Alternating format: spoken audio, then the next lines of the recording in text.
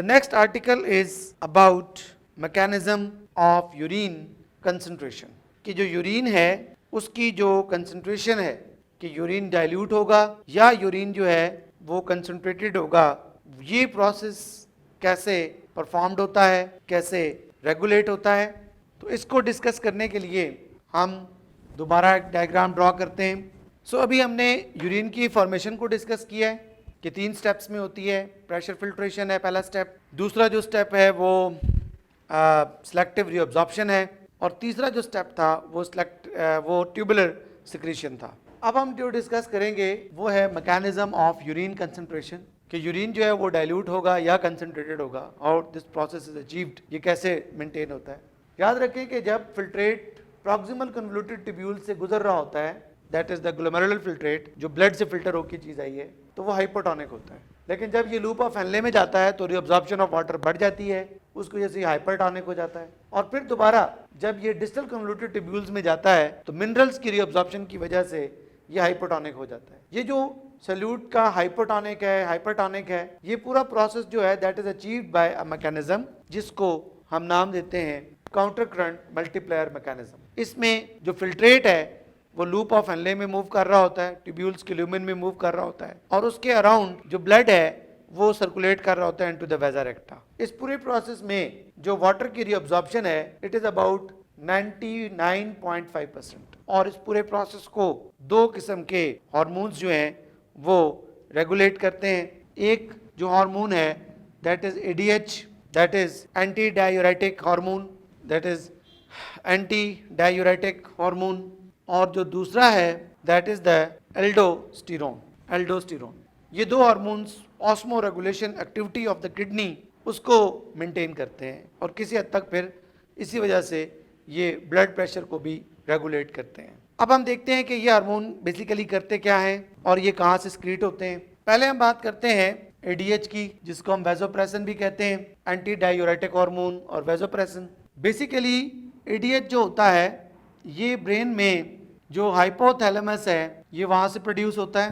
Here is let's say hypothalamus, this is brain of the human, और hypothalamus से it is stored in posterior lobe of pituitary gland, ये उसके अंदर store होता है, और फिर जब बॉडी को इसकी जरूरत होती है तो ये वहाँ से स्क्रीट होता है, रिलीज होता है वहाँ से, और it acts on nephron at collecting duct and descending limb of loop of Henle. ये हार्मोन जो होता है इसका बेसिकली रोल क्या होता है। ADH जो होता है ये promote the reabsorption of water, ये वाटर की रीअब्जॉर्प्शन को प्रोमोट करता है ADH। अब जो ADH है अगर इसको हम रिलेट करें तो कंसंट्रेशन ऑफ ADH जो है that is directly proportional to the rate of reabsorption of water, उसके ये डायरेक्टली प्रोपोर्शनल है। जितना ज्यादा ADH स्क्रीट होगा उतना ज्यादा वाटर जो है that will be reabsorbed back, और ultimate the urine will become concentrated. So ADH जो है इट विल रिस्पॉन्सिबल होगा for the formation of concentrated urine. Urine concentrated हो जाएगा, यूरिन में वाटर कम होगा यूरिन का, क्योंकि ज्यादातर जो वाटर है वो under the influence of the ADH वो रीअब्सॉर्ब्ड इनटू द ब्लड हो जाएगा। तो हम ये कह सकते हैं कि जो ADH है वो यूरिन की कंसंट्रेशन और यूरिन का जो वॉल्यूम है उसके साथ भी रेगुलेट करता है। सो ADH की जो कंसंट्रेशन है ये इन्वर्सली प्रोपोर्शनल है to the volume of urine. So अगर ADH ज़्यादा बनता है तो यूरिन का वॉल्यूम कम होगा और वाइस वर्सा कम बनेगा। तो इस तरह जो हमारे ब्लड के अंदर वाटर कितना होना चाहिए, यूरिन में वाटर को कितना जाना चाहिए, that is controlled by the brain with the help of hypothalamus, और हाइपोथैलेमस उसको कंट्रोल करता है with the help of this hormone that is ADH के थ्रू कंट्रोल करता है। सो this was all about ADH। इसी वजह से अगर हम ADH की जो एब्नॉर्मैलिटीज है अगर वो हम देखें तो अगर ADH की कंसंट्रेशन कम हो जाए बहुत ज़्यादा तो यूरिन ज़्यादा बॉडी से एक्सक्रीट आउट होता है, पेशेंट ज़्यादा यूरिनेट करता है, और उस कंडीशन को हम डायबिटीज इंस्पाइडस कहते हैं, जिसमें पेशेंट को फ्रीक्वेंट यूरिनेशन होती है। और ऑन द अदर हैंड अगर ADH ज़्यादा क्वांटिटी में एक्सक्रीट हो जाए तो वाटर एब्जॉर्प्शन भी ज़्यादा हो जाएगी, क्योंकि ये डायरेक्टली रिलेशन है इसके साथ, तो जब वाटर ज़्यादा रीअब्जॉर्ब हो जाएगा तो इनसाइड द किडनी जो स्टोन्स बनने का जो प्रोसेस है, जो हम आगे डिस्कस करेंगे, वो ज़्यादा एक्सेलरेट हो जाएगा। तो हम ये कह सकते हैं कि अगर ADH कम क्वांटिटी में बनता है तो यूरिन ज़्यादा लॉस्ट होगा, बॉडी से ज़्यादा वाटर लॉस होगा, उसको हम डायबिटीज़ इंस्पाइडस कह रहे हैं। और अगर ADH ज़्यादा बनता है तो फिर जो रीअब्जॉर्प्शन ऑफ वाटर है वो ज़्यादा हो जाएगी और उसकी वजह से जो स्टोन फॉर्मेशन है इनटू द किडनी वो बढ़ जाएगी। नाउ द नेक्स्ट हार्मोन जो हमने डिस्कस करना था दैट वाज अबाउट एल्डोस्टेरोन। वो एल्डोस्टेरोन है। एल्डोस्टेरोन जो है ये स्क्रीट होता है from the adrenal cortex of adrenal gland. अगर हम किडनी का स्ट्रक्चर देखें, here we can draw the kidney. तो किडनी के ऊपर एक ग्लैंड लोकेटेड है that is called as adrenal gland. This is also one of the endocrine gland. ये जो एड्रिनल ग्लैंड है इसमें से ये हार्मोन स्क्रीट होता है। इसका एक पोर्शन होता है एड्रिनल कॉर्टेक्स, उससे ये हार्मोन स्क्रीट होता है दैट इज एल्डोस्टेरोन हार्मोन। और ये जो एल्डोस्टेरोन है ये बेसिकली जो मिनरल्स की रीअब्जॉर्प्शन है उसको रेगुलेट करता है। याद रखिए वाटर जो है उसकी जो रीअब्जॉर्प्शन है that is controlled by ADH। ADH उसकी कंसंट्रेशन को कंट्रोल कर रहा है, यानी वाटर की रीअब्जॉर्प्शन को कंट्रोल कर रहा है। और जो एल्डोस्टेरोन है वो मिनरल्स की जो रीअब्जॉर्प्शन है उसको रेगुलेट करता है। So it promote the reabsorption of mineral ions at ascending limb of loop of Henle, वहाँ पे। सो ये दोनों हार्मोन्स ADH और एल्डोस्टेरोन मिलके यूरिन की कंसंट्रेशन को भी रेगुलेट करते हैं और बॉडी के अंदर जो ऑस्मो रेगुलेशन की स्टेट है उसको भी रेगुलेट करते हैं। और हम कह सकते हैं कि ये दोनों जो हार्मोन्स हैं ये किडनी की जो ऑस्मो रेगुलेटरी एक्टिविटी है उसको भी कंट्रोल करते हैं और किडनी को as an osmoregulatory organ जो है वो डिफाइन करते हैं कि वो अपना एक फंक्शन जो है ऑस्मो रेगुलेटरी ऑर्गन के तौर पर वो परफॉर्म कर सके। So this was all about the role of hormones in the concentration mechanism of the urine. Now let's start another article that is called disorders of urinary tract. The next article is disorders of urinary। कुछ ऐसे disorders हैं जिनका relation हमारे urinary system के साथ है और medicine की वो फील्ड जो कि इन डिसऑर्डर्स के बारे में डील करती है और इनका ट्रीटमेंट डिसाइड करती है that is called as urology. ये इन डिजीजेस को और इनकी जो ट्रैक में अबनॉर्मेलिटीज अराइज होती हैं उनकी स्टडीज़ को भी डील करती है और उनके ट्रीटमेंट को भी डील करती है। तो इसमें जो सबसे पहले हमारे पास कैटेगरी आती है वो होती है यूरिनरी ट्रैक्ट इन्फेक्शंस, जिनको हम UTIs कहते हैं। UTIs urinary tract infections. Urinary tract infections ज़्यादा कॉमन होती हैं in the women as compare to the mens. उसकी दो रीजंस होती हैं। एक रीज़न तो ये है कि जो इनका साइज ऑफ यूरिथ्रा है वो शॉर्ट होता है देन मेन के अंदर जो यूरिथ्रल साइज होता है दैट इज 8 इंचेस और जो वुमेन में होता है दैट इज अबाउट 1.5 इंचेस। वो 1.5 इंचेस है। तो यूरिथ्रल साइज छोटा होने की वजह से जो बैक्टीरियल मूवमेंट है उसको आसानी मिलती है और वो बहुत तेजी के साथ अपनी कल्चरिंग करता हुआ ब्लैडर तक अप्रोच करता है, फिर यूरेटर तक अप्रोच करता है और फिर अल्टीमेट किडनी तक अप्रोच करता है। Where as in case of men urethral size चूंकि 8 इंचेस होता है तो अगर उसमें कुछ बैक्टीरियल इन्फेक्शन ग्रो कर भी रही हो तो frequent passage of the urine जो है वो उसको वेव ऑफ कर लेता है। तो पहला जो लॉजिक है फीमेल्स में UTI का होने के जो चांसेस ज़्यादा होते हैं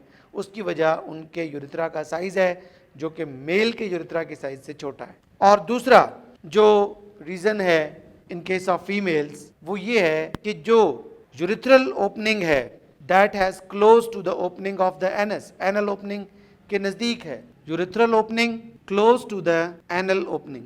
तो इसकी वजह से भी फॉर एग्जाम्पल जो इकोलाई बैक्टीरिया है हमारे इंटेस्टाइन में होता है, लार्ज इंटेस्टाइन में, उसकी जो मूवमेंट है from anus to urethra that is quite easy in case of female then in male. तो ये दो बहुत बड़ी रीजंस हैं कि साइज ऑफ यूरिथ्रा और distance between urethral opening and anal opening, ये दो फैक्टर्स बहुत इंपॉर्टेंट हैं जो फीमेल्स में UTI को कॉमन करते हैं एज कंपेयर टू मेल्स। अब चूंकि डिफरेंट पार्ट्स हैं हमारे यूरिनरी ट्रैक के, जैसे कि for example here is the kidneys, they have ureters, single ureter from the each kidney, they open into the bladder like structure, urinary bladder and then urethra.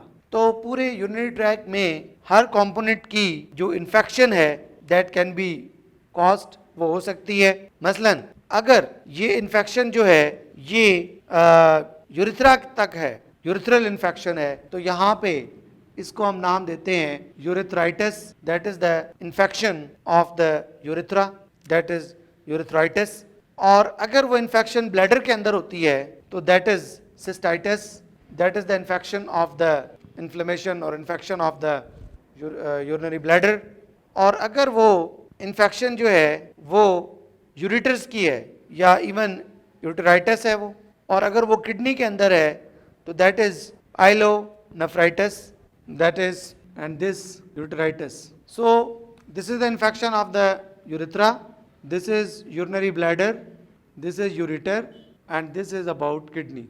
Mostly जो UTI infections होती हैं they can be treated by antibiotic. इनका जो treatment है, treatment of UTI, that is done by antibiotics. चूँकि ज़्यादातर infections bacterial born होती हैं इसलिए हम इनको एंटीबायोटिक से मैनेजमेंट करते हैं इसकी। इसके अलावा इसमें पर्सनल हाइजीन जो है that is very important factor, कि उसकी वजह से हम इन इन्फेक्शन से बच सकते हैं।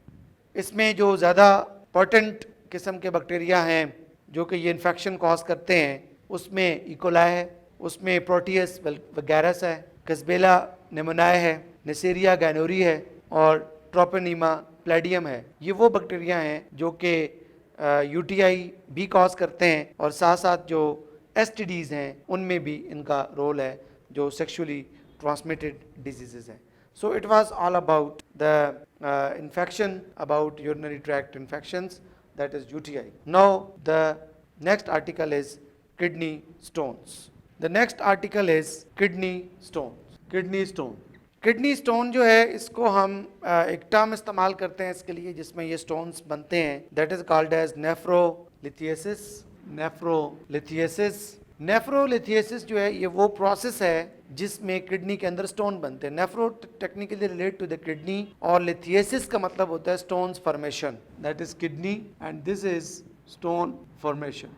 किडनी में जो स्टोन बनते हैं वो रीनल पेल्विस में बनते हैं और मोस्टली, वैसे तो बहुत सारी टाइप के हैं लेकिन इस कोर्स में सिर्फ 3 किस्म के जो स्टोन्स हैं उनको डिस्कस किया गया है। 3 काइंड्स ऑफ स्टोन्स जो ज़्यादा कॉमन भी हैं। जो पहली किस्म का स्टोन है जो 70% ऑफ टोटल किडनी स्टोन होता है, that is about that is of calcium oxalate stones. ये टोटल स्टोन्स का अबाउट 70% होते हैं। मैक्सिमम कॉमनली जो स्टोन है वो यही लोगों में बनता है। इसका कॉज 2 कंडीशंस होती हैं। ब्लड में जब कैल्शियम लेवल बढ़ता है दैट इज हाइपर कैल्सीमिया, या ब्लड में जब ऑक्सलेट आइंस बढ़ते हैं दैट इज हाइपर ऑक्सलेरिया। तो ये दोनों जो कंडीशंस होती हैं they can lead to form kidney stone, that is of calcium oxalate. Calcium के लेवल को ब्लड में ज्यादा होना इज हाइपर कैल्सीमिया, और जब यूरिन में कैल्शियम ज्यादा आता है तो दैट इज हाइपर कैल्केरिया, उसको हाइपर कैल्केरिया कहते हैं। ब्लड में अगर ज़्यादा है कैल्शियम तो हाइपर कैल्सीमिया है, और जब कैल्शियम यूरिन में आ रहा है तो हाइपर कैल्केरिया है। जो दूसरी किस्म का स्टोन्स हैं जो कि 15% ऑफ द टोटल स्टोन होते हैं, that is of calcium phosphate, they are about 15% of the stone. इसकी वजह डीकैल्सिफिकेशन ऑफ द बोन है with respect to age. Calcium का मेटाबॉलिज्म का डिसऑर्डर जो है ब्लड के अंदर, वो भी कैल्शियम फॉस्फेट डिपोजिशन को रिड्यूस करता है और अल्टीमेट फिर वो जो कैल्शियम है और जो फॉस्फेट्स हैं वो रीनल पेल्विस में अकोमोलेट होके स्टोन की फॉर्म में कन्वर्ट होते हैं। और थर्ड जो टाइप है वो है uric acid stones, which is about 10% of the total stone. इसकी वजह भी हार्मोनल डिसबैलेंस हो सकता है, एंजाइमेटिक एक्टिविटीज़ डिस्टर्ब हो तब भी हो सकता है, डाइट के साथ भी इसका रिलेशनशिप है, और जब बॉडी में ज़्यादा अमाउंट के अंदर यूरिक एसिड अकोमोलेट होता है तो फिर भी यूरिक एसिड जो है वो जहाँ पे आर्थराइटिस कॉज करता है गाउट, वहाँ पर वो किडनी में स्टोन भी कॉज करता है, और वो जो स्टोन्स हैं वो कैल्शियम ऑक्सलेट के होते हैं। इन स्टोन की एक वजह लो इनटेक ऑफ वाटर हैबिट, यानी जब बंदा पानी कम पीता है तो तब भी जो स्टोन बॉडी में स्टिमुलेट होती है जिसकी फॉर्मेशन, वो यूरिक एसिड के स्टोन्स होते हैं।